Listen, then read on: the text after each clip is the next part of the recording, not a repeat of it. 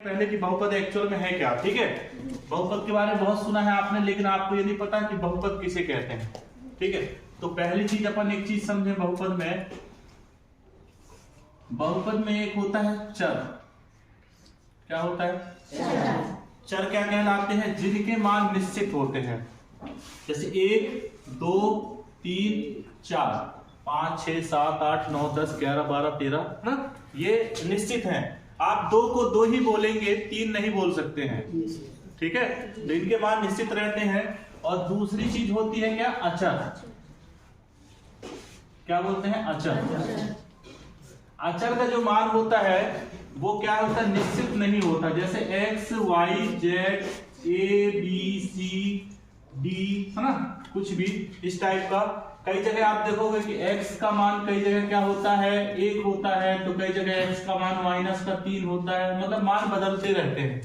इनके जो मान है बदलते रहते हैं। तो अचर के जो मान है क्या होते हैं? बदलते रहते हैं। दूसरी चीज जो है पूर्ण संख्या। पूर्ण संख्या देखो, तो पूर्ण संख्या क्या कहलाती है? जो 0 से शुरू होती है। 0 1 2 3 4 और कहां तक चली जाती है? ऐसे अनंत तक चली जाती है ना। तो ये 3 चीज समझ में आई। पहले बहुत बेसिक चीजें हैं। चर समझ में आ गया, पूर्ण संख्या समझ में आ गई, और अचर भी समझ में आ गया। आ गया सबको, सारे बच्चों को। अब देखो, बहुपद जो होता है चर और अचर राशियों से मिलकर बना होता है। किससे किससे? चर और अचर राशियों से मिलकर बना होता है। और इसकी जो घात होती है पूर्ण संख्या के रूप में होती है। इसकी जो परिभाषा है यही होती है कि जो बहुपद होता है चर और अचर से मिलकर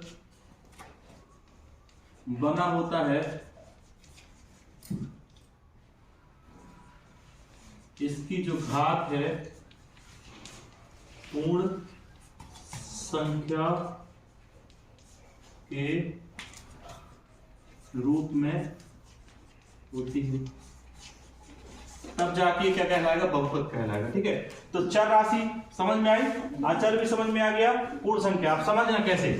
जैसे यहां पे हमने लिख दिया, अपने पास में लिखा है कि 2x की घात 2 धन x प्लस 1।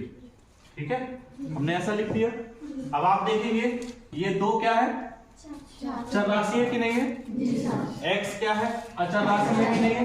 और इसकी घात पूर्ण संख्या के रूप में है कि नहीं? देखो, 2 पूर्ण संख्या में आता है कि नहीं आता? आता ना। तो ये तो क्लियर हो गई। इसके बाद प्लस x इसके सामने इसका कुछ नहीं है, मतलब इसका गुणांक कितना है? 1 है, मतलब क्या हो गया? अचर हो गया, सॉरी चर हो गया। और x क्या हो गया? अचर हो गया। इसकी घात कुछ नहीं लिखी, मतलब कितनी है? 1।